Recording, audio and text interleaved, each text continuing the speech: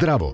Super kartica je program lojalnosti u kojem sakupljaš bodove i ostvaruješ uštede. Sada kada je aplikacija uspešno preuzeta na tvom telefonu, možeš u svakom trenutku da pratiš status bodova, ukupnu ostvarenu uštedu i pregled stanja svih transakcija vrlo jednostavno. Sakupljene bodove u tekućem mesecu možeš iskoristiti do kraja narednog meseca i tako značajno umanjiti neki od narednih računa.